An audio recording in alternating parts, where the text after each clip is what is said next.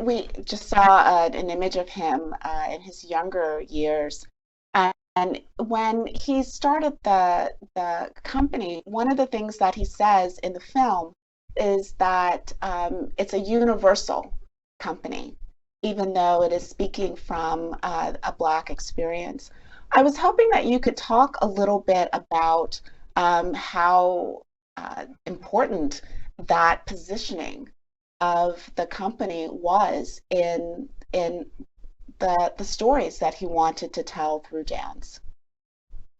I think it's a fascinating way of thinking about what we decide the standard bearer of human stories are. I think when he founded the company in 1958, and as the company grew and evolved, it was obviously working against the idea of who should be on the stages of the world, what kinds of bodies should be on the stages of the world, and what kinds of stories best or settings were best for these universal human experiences. But I think, just as you said, it's rooted in a very specific tradition. And I think when we're talking about this, we're talking about his pieces like Blue Suite, like Revelations.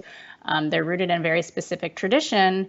But the kind of experiences and sort of narrative that's embodied in those things are fundamentally human. It's stories of anguish, it's stories of struggle. It's I think about the duet Fix Me Jesus. This is it's a woman sort of grappling with a kind of anguish and need for some kind of support. So I think at the root of it, and his dances were getting at something very essential, and I think that's why audiences respond to them so much. And what I think is powerful is he's so ahead of the curve in that, in 1958, saying, no, you can come into this theater and you can live inside of my experience, and then you can find yourself in this experience. Often it's the people of color or people on the margins. We're the ones sort of having to embody other realities and find our way to the universal meaning. And he's kind of inverting that in a very powerful way.